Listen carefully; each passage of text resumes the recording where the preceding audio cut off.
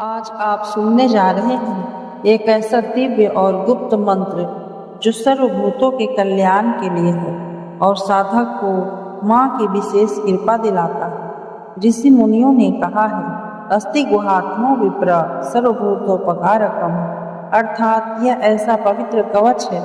जो समस्त प्राणियों के लिए कल्याणकारी है। आइए पूरे मन और विश्वास के साथ इस मंत्र का श्रवण और जाप करें। ध्यान रहे, इसे आधे मन से न सुने, क्योंकि देवी का कवच तभी प्रभावी होता है जब पूरा मन, प्राण और भावना इसमें डाली जाए। अस्ति गुहात्मा विप्रा सर्वभूतोपकारकम, देव्यास्तु कवचम पुण्यम त्रचिनुस्व महामुने। अस्ति गुहात्मा विप्रा सर्वभूतोपकारकम, देव्यास्तु कवचम पुण्यम त्रचिनुस्व महामुने। अस्ति गुहात्मा विप्रा सर्वभूतोपकारकम, देव्यास्तु कवचम पुण्यम त्रचिनुस्व महामुने। अस्ति गुहात्मा विप्रा सर्वभूतोपकारकम, देव्यास्तु कवचम पुण्यम त्रचिनुस्व महामुने। अस्ति गुहात्मा विप्रा सर्वभूतोपकारकम, देव्यास्तु कवचम पुण्यम त्रचिनुस्व महामुने। अस्ति गुहात्मा विप्रा सर्वभूतोपकारकम, देव्यास्तु कवचम पुण्यम त्रचिनुस्व महामुने। अस्ति गुहात्मा विप्रा सर्वभूतोपकारकम, देव्यास्तु कवचम पुण्यम त्रचिनुस्व महामुने। अस्ति गुहात्मा विप्रा सर्वभूतोपकारकम, देव्यास्तु कवचम पुण्यम त्रचिनुस्व महामुने। अस्ति गुहात्मा विप्रा सर्वभूतोपकारकम, देव्यास्तु कवचम पुण्यम त्रचिनुस्व महामुने। अस्ति गुहात्मा विप्रा सर्वभूतोपकारकम, देव्यास्तु कवचम पुण्यम त्रचिनुस्व महामुने। अस्ति गुहात्मा विप्रा सर्वभूतोपकारकम, देव्यास्तु कवचम पुण्यम त्रचिनुस्व महामुने। अस्ति गुहात्मा विप्रा सर्वभूतोपकारकम, देव्यास्तु कवचम पुण्यम त्रचिनुस्व महामुने। अस्ति गुहात्मा विप्रा सर्वभूतोपकारकम, देव्यास्तु कवचम पुण्यम त्रचिनुस्व महामुने। अस्ति गुहात्मा विप्रा सर्वभूतोपकारकम, देव्यास्तु कवचम पुण्यम त्रचिनुस्व महामुने। अस्ति गुहात्मा विप्रा सर्वभूतोपकारकम, देव्यास्तु कवचम पुण्यम त्रचिनुस्व महामुने। अस्ति गुहात्मा विप्रा सर्वभूतोपकारकम, देव्यास्तु कवचम पुण्यम त्रचिनुस्व महामुने। अस्ति गुहात्मा विप्रा सर्वभूतोपकारकम, देव्यास्तु कवचम पुण्यम त्रचिनुस्व महामुने। अस्ति गुहात्मा विप्रा सर्वभूतोपकारकम, देव्यास्तु कवचम पुण्यम त्रचिनुस्व महामुने। अस्ति गुहात्मा विप्रा सर्वभूतोपकारकम, देव्यास्तु कवचम पुण्यम त्रचिनुस्व महामुने। अस्ति गुहात्मा विप्रा सर्वभूतोपकारकम, देव्यास्तु कवचं पुण्यं त्र्यचिनुष्व महामुने अस्ति गुहात्मा विप्रा सर्वभूतोपकारकम् देव्यास्तु कवचं पुण्यं त्र्यचिनुष्व महामुने अस्ति गुहात्मा विप्रा सर्वभूतोपकारकम् देव्यास्तु कवचं पुण्यं त्र्यचिनुष्व महामुने अस्ति गुहात्मा विप्रा सर्वभूतोपकारकम् देव्यास्तु कवचं पुण्यं त्र्यचिनुष्व महामुने अस्ति गुहात्मा विप्रा सर्वभूतोपकारकम् देव्यास्तु कवचं पुण्यं त्र्यचिनुष्व महामुने अस्ति गुहात्मा विप्रा सर्वभूतोपकारकम् देव्यास्तु कवचं पुण्यं त्र्यचिनुष्व महामुने अस्ति गुहात्मा विप्रा सर्वभूतोपकारकम् देव्यास्तु कवचं पुण्यं त्र्यचिनुष्व महामुने अस्ति गुहात्मा विप्रा सर्वभूतोपकारकम् देव्यास्तु कवचं पुण्यं त्र्यचिनुष्व महामुने अस्ति गुहात्मा विप्रा सर्वभूतोपकारकम् देव्यास्तु कवचं पुण्यं त्र्यचिनुष्व महामुने अस्ति गुहात्मा विप्रा सर्वभूतोपकारकम् देव्यास्तु कवचं पुण्यं त्र्यचिनुष्व महामुने अस्ति गुहात्मा विप्रा सर्वभूतोपकारकम् देव्यास्तु कवचं पुण्यं त्र्यचिनुष्व महामुने अस्ति गुहात्मा विप्रा सर्वभूतोपकारकम् देव्यास्तु कवचं पुण्यं त्र्यचिनुष्व महामुने अस्ति गुहात्मा विप्रा सर्वभूतोपकारकम् देव्यास्तु कवचं पुण्यं त्र्यचिनुष्व महामुने अस्ति गुहात्मा विप्रा सर्वभूतोपकारकम् देव्यास्तु कवचं पुण्यं त्र्यचिनुष्व महामुने अस्ति गुहात्मा विप्रा सर्वभूतोपकारकम् देव्यास्तु कवचं पुण्यं त्र्यचिनुष्व महामुने अस्ति गुहात्मा विप्रा सर्वभूतोपकारकम् देव्यास्तु कवचं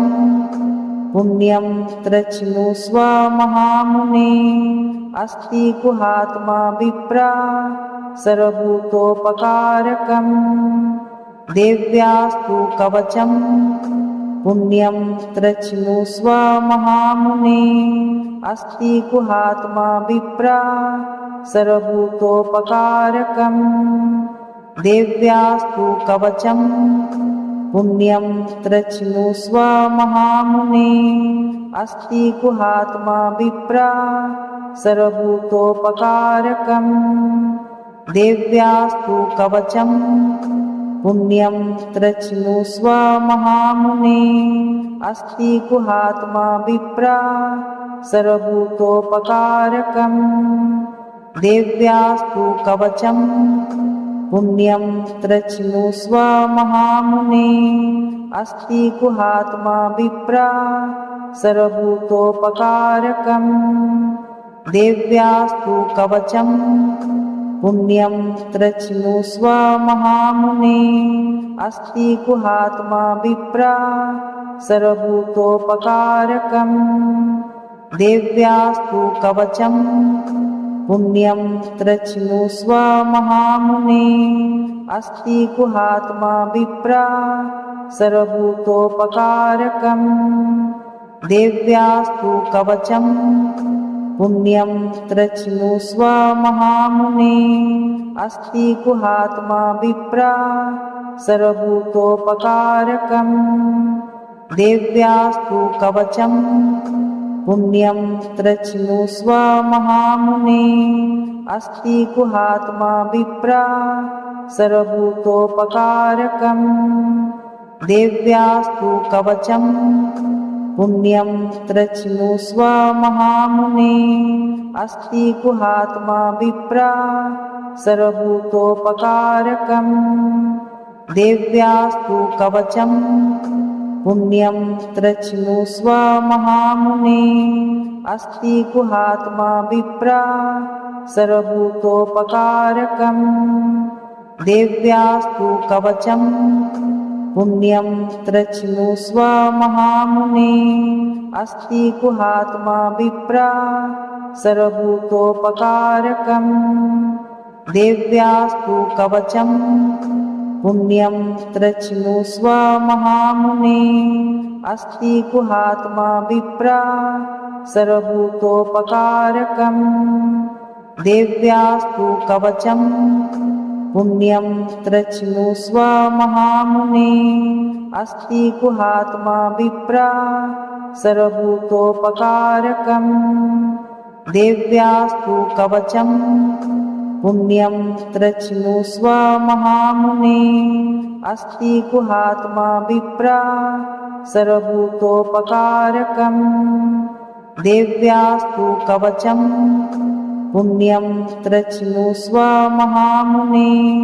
अस्ति गुहात्मा विप्रा सर्वभूतोपकारकम्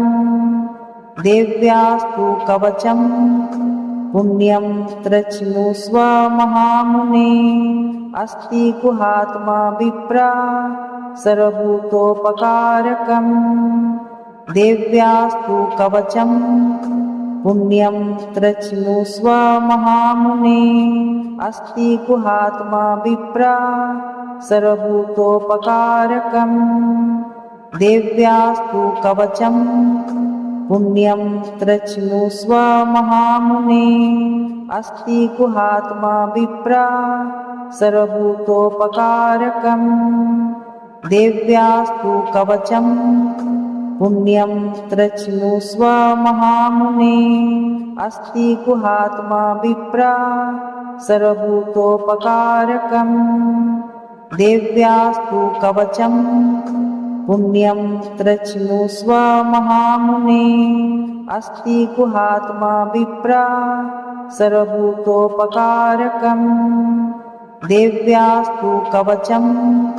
पुण्यं त्र्यचिनुष्व महामुने अस्ति गुहात्मा विप्रा सर्वभूतोपकारकम् देव्यास्तु कवचम् पुण्यं त्र्यचिनुष्व महामुने अस्ति गुहात्मा विप्रा सर्वभूतोपकारकम् देव्यास्तु कवचम् पुण्यं त्र्यचिनुष्व महामुने अस्ति गुहात्मा विप्रा सर्वभूतोपकारकम् देव्यास्तु कवचम् पुण्यं त्र्यचिनुष्व महामुने अस्ति गुहात्मा विप्रा सर्वभूतोपकारकम् देव्यास्तु कवचम् पुण्यं त्र्यचिनुष्व महामुने अस्ति गुहात्मा विप्रा सर्वभूतोपकारकम् देव्यास्तु कवचम् पुण्यं त्र्यचिनुष्व महामुने अस्ति गुहात्मा विप्रा सर्वभूतोपकारकम् देव्यास्तु कवचम् पुण्यं त्र्यचिनुष्व महामुने अस्ति गुहात्मा विप्रा सर्वभूतोपकारकम् देव्यास्तु कवचम् पुण्यं त्र्यचिनुष्व महामुने अस्ति गुहात्मा विप्रा सर्वभूतोपकारकम् देव्यास्तु कवचम् पुण्यं त्र्यचिनुष्व महामुने अस्ति गुहात्मा विप्रा सर्वभूतोपकारकम् देव्यास्तु कवचम् पुण्यं त्रचिनुस्व महामुने अस्ति गुहात्मा विप्रा सर्वभूतोपकारकम् देव्यास्तु कवचम् पुण्यं त्रचिनुस्व महामुने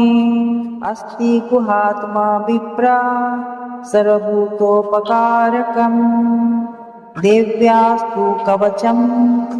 पुण्यं त्रचिनुस्व महामुने अस्ति गुहात्मा विप्रा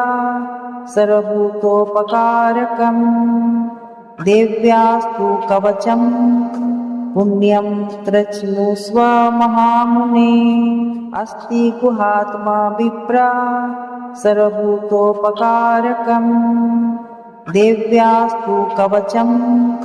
पुण्यं त्रचिनुस्व महामुने अस्ति गुहात्मा विप्रा सर्वभूतोपकारकम् देव्यास्तु कवचम् पुण्यं त्रचिनुस्व महामुने अस्ति गुहात्मा विप्रा सर्वभूतोपकारकम् देव्यास्तु कवचम् पुण्यं त्रचिनुस्व महामुने अस्ति गुहात्मा विप्रा सर्वभूतोपकारकम् देव्यास्तु कवचम् पुण्यं त्रचिनुस्व महामुने अस्ति गुहात्मा विप्रा सर्वभूतोपकारकम् देव्यास्तु कवचम् पुण्यं त्रचिनुस्व महामुने अस्ति गुहात्मा विप्रा सर्वभूतोपकारकम् देव्यास्तु कवचम् पुण्यं त्रचिनुस्व महामुने अस्ति गुहात्मा विप्रा सर्वभूतोपकारकम् देव्यास्तु कवचम् पुण्यं त्रचिनुस्व महामुने अस्ति गुहात्मा विप्रा सर्वभूतोपकारकम् देव्यास्तु कवचम् पुण्यं त्रचिनुस्व महामुने अस्ति गुहात्मा विप्रा सर्वभूतोपकारकम् देव्यास्तु कवचम् पुण्यं त्रचिनुस्व महामुने अस्ति गुहात्मा विप्रा सर्वभूतोपकारकम् देव्यास्तु कवचम् पुण्यं त्रचिनुस्व महामुने अस्ति गुहात्मा विप्रा सर्वभूतोपकारकम् देव्यास्तु कवचम् पुण्यं त्रचिनुस्व महामुने अस्ति गुहात्मा विप्रा सर्वभूतोपकारकम् देव्यास्तु कवचम् पुण्यं त्रचिनुस्व महामुने अस्ति गुहात्मा विप्रा सर्वभूतोपकारकम् देव्यास्तु कवचम् पुण्यं त्रचिनुस्व महामुने अस्ति गुहात्मा विप्रा सर्वभूतोपकारकम् देव्यास्तु कवचम् पुण्यं त्रचिनुस्व महामुने अस्ति गुहात्मा विप्रा सर्वभूतोपकारकम् देव्यास्तु कवचम् पुण्यं त्रचिनुस्व महामुने अस्ति गुहात्मा विप्रा सर्वभूतोपकारकम् देव्यास्तु कवचम् पुण्यं त्रचिनुस्व महामुने अस्ति गुहात्मा विप्रा सर्वभूतोपकारकम् देव्यास्तु कवचम् पुण्यं त्रचिनुस्व महामुने अस्ति गुहात्मा विप्रा सर्वभूतोपकारकम् देव्यास्तु कवचम् पुण्यं त्रचिनुस्व महामुने अस्ति गुहात्मा विप्रा सर्वभूतोपकारकम् देव्यास्तु कवचम् पुण्यं त्र्यचिनुष्व महामुने अस्ति गुहात्मा विप्रा सर्वभूतोपकारकम् देव्यास्तु कवचं पुण्यं त्र्यचिनुष्व महामुने अस्ति गुहात्मा विप्रा सर्वभूतोपकारकम् देव्यास्तु कवचं पुण्यं त्र्यचिनुष्व महामुने अस्ति गुहात्मा विप्रा सर्वभूतोपकारकम् देव्यास्तु कवचं पुण्यं त्र्यचिनुष्व महामुने अस्ति गुहात्मा विप्रा सर्वभूतोपकारकम् देव्यास्तु कवचं पुण्यं त्र्यचिनुष्व महामुने अस्ति गुहात्मा विप्रा सर्वभूतोपकारकम् देव्यास्तु कवचं पुण्यं त्र्यचिनुष्व महामुने अस्ति गुहात्मा विप्रा सर्वभूतोपकारकम् देव्यास्तु कवचं पुण्यं त्र्यचिनुष्व महामुने अस्ति गुहात्मा विप्रा सर्वभूतोपकारकम् देव्यास्तु कवचं पुण्यं त्र्यचिनुष्व महामुने अस्ति गुहात्मा विप्रा सर्वभूतोपकारकम् देव्यास्तु कवचं पुण्यं त्र्यचिनुष्व महामुने अस्ति गुहात्मा विप्रा सर्वभूतोपकारकम् देव्यास्तु कवचं पुण्यं त्र्यचिनुष्व महामुने अस्ति गुहात्मा विप्रा सर्वभूतोपकारकम् देव्यास्तु कवचं पुण्यं त्र्यचिनुष्व महामुने अस्ति गुहात्मा विप्रा सर्वभूतोपकारकम् देव्यास्तु कवचं पुण्यं त्र्यचिनुष्व महामुने अस्ति गुहात्मा विप्रा सर्वभूतोपकारकम् देव्यास्तु कवचं पुण्यं त्र्यचिनुष्व महामुने अस्ति गुहात्मा विप्रा सर्वभूतोपकारकम् देव्यास्तु कवचं पुण्यं त्र्यचिनुष्व महामुने अस्ति गुहात्मा विप्रा सर्वभूतोपकारकम् देव्यास्तु कवचं पुण्यं त्र्यचिनुष्व महामुने अस्ति गुहात्मा विप्रा सर्वभूतोपकारकम् देव्यास्तु कवचं पुण्यं त्र्यचिनुष्व महामुने अस्ति गुहात्मा विप्रा सर्वभूतोपकारकम् देव्यास्तु कवचं पुण्यं त्र्यचिनुष्व महामुने अस्ति गुहात्मा विप्रा सर्वभूतोपकारकम् देव्यास्तु कवचं पुण्यं त्र्यचिनुष्व महामुने अस्ति गुहात्मा विप्रा सर्वभूतोपकारकम् देव्यास्तु कवचं पुण्यं त्र्यचिनुष्व महामुने अस्ति गुहात्मा विप्रा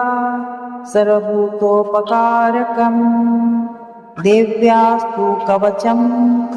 पुण्यं त्र्यचिनुष्व महामुने अस्ति गुहात्मा विप्रा सर्वभूतोपकारकम् देव्यास्तु कवचं पुण्यं त्र्यचिनुष्व महामुने अस्ति गुहात्मा विप्रा सर्वभूतोपकारकम् देव्यास्तु कवचं पुण्यम त्र्यचिनुष्व महामुने।